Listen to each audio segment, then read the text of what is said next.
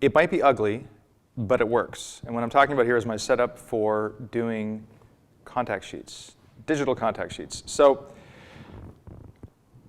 when I have my film processed, I'm cheap.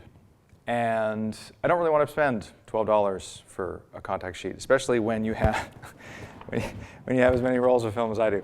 So especially, and also with the black and white film that I process myself, I don't have a darkroom here, so I don't really have any way to make a contact sheet. So every so often what I do is I set up this and I photograph my negatives. And I invert them in Photoshop, and so I can see what's on the rolls of film. And one of the, like there's that classic. I mean, everyone has seen the classic contact sheet, and I actually think visually, artistically, they're really quite beautiful. It's always kind of fun to see what else you were taking photographs of when you have your favorite frame.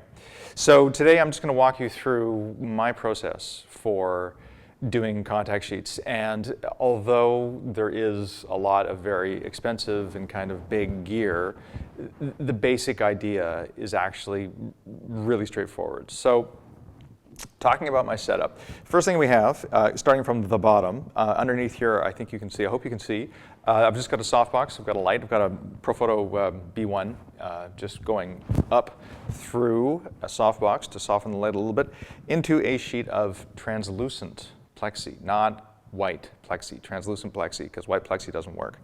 Translucent plexi sort of diffuses the light, and then on the deck of plexi, I have some black tape masking off my frame area where I drop my negatives. I'll get to that in a second. Then I have a piece of glass that up until a few minutes ago was not cracked. I actually dropped something just on the edge there and cracked the glass, but in this situation, it doesn't really matter because the light is coming from below and you don't even see the crack, which is kind of nice.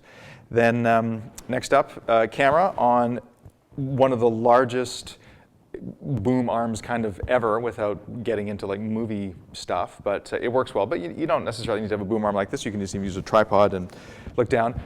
Nikon D810 camera with my Sigma 70 2.8 macro lens, one of my all-time favorite lenses. As I've said before, one of the most underrated lenses I think, kind of ever. I just love it. Profoto Aero remote, just to fire the flash. And then this is a 6x6 black, frame with black fabric. And the reason why I have that is so that it reflects black down into the glass so that we don't have any reflections. One of the problems you run into is that you've got the glass reflects, you've got the plastic that the negatives are in reflects, the negatives reflect, and so the black minimizes all the reflections. So 100% of the light that's hitting the camera is just coming from below, so you can see what you're doing. So this is the technique. You grab a mountain of negatives, and it's actually kind of horrifying.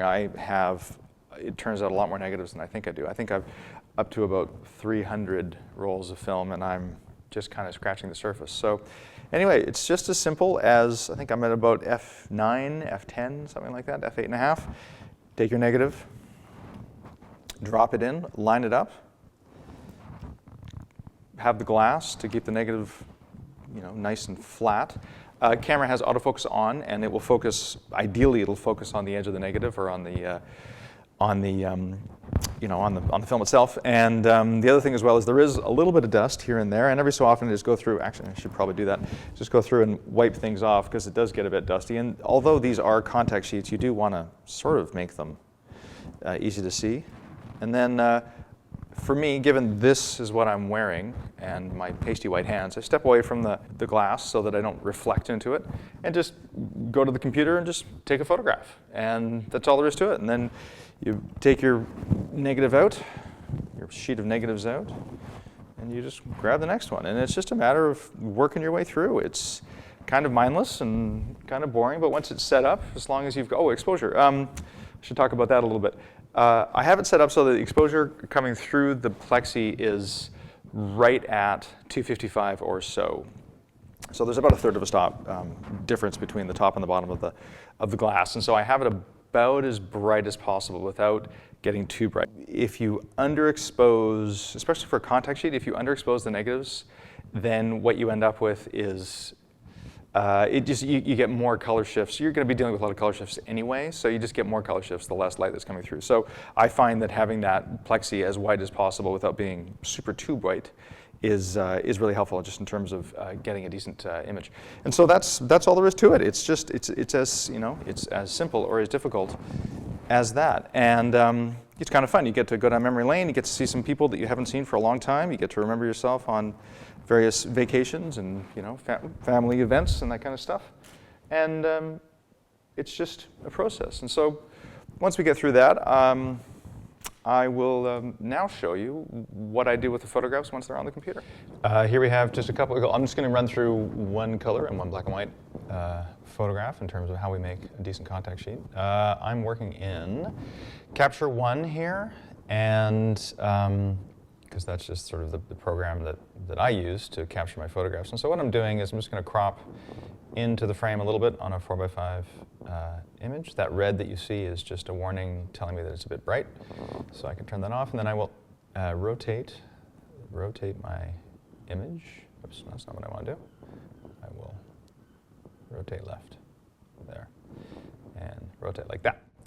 And then I'm going to export as a 16-bit TIFF and open it in Photoshop. Export one image. Give that a sec. All right, so now we're in Photoshop 16-bit TIFF. And what we do is I have Photoshop set up so that when I hit Command M, I get a new layer for curves. And you go into the preset, go to color negative, and it gives you a color negative. Not bad, usually a little bit blue. So we bring up another curves layer, and we go in and we grab our midpoint, which is our gray balance, and we look around for a reasonable gray balance. Back of the boat, no, too bright. Transom, not bad. All right. And for those of you who are wondering, the X's are not on the negatives themselves. Those are actually on the plastic covers of the contact sheets, so that I can figure out which frames I wanted to scan in. And a little bit of a finger in that shot. So, but otherwise, I think that's pretty much good to go. So what you do is you just flatten your file, you save it. I usually save it full resolution because there's no reason to make it smaller, because goodness knows these eyes need as much help as they can get. Oh, hang on. I need to go image mode, 8 bits. Save as a JPEG. Save. There we go, quality 11. 10 megabytes, good to go. Okay, so now let's go back and we'll do a black and white one, which is basically exactly the same thing. So we grab a sheet of negatives, make sure that it's turned the right way. Is that vertical? Yeah, it is. We export a 16-bit RGB TIFF. So I don't ever work in grayscale because it's, well, for a number of reasons, not the least of which being that I find that the grayscale is really pretty limiting in terms of how many colors you have and that kind of stuff. You only have, a few shades of gray as opposed to infinite colors. So anyway, so all I do here though is I invert the layer to make it positive as opposed to negative. Go in, get a black and white layer that goes over top that gets rid of any color casts. And then I open up a curves layer and I do exactly the same thing. I go in, try and find a decent middle gray. And also, if you want, you can set your black point as the edge of the negative. Sometimes that gets kind of dark. So you can have another layer here, and you can just, with Option, you can just drag it over until you start clipping a little bit. And there we go. So there's our contact sheet. You can see what the photographs look like. That is, oh, look, there's my crack. You can see the crack a little bit. But you can see the photographs, see what the photographs look like. You can see what's on there. And then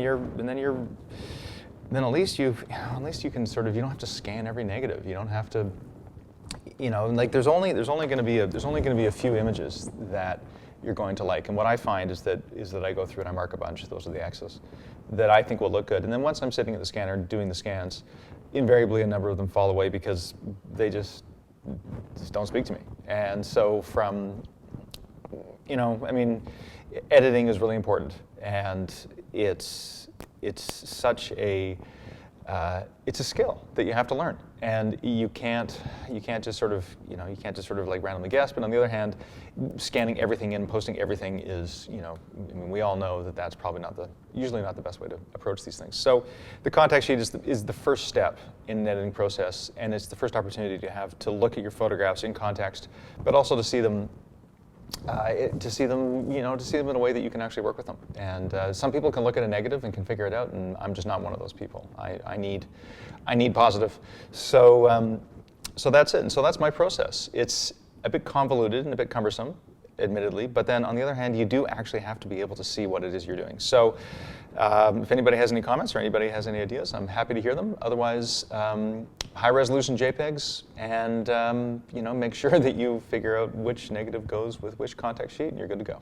So hope you enjoyed watching. Thanks.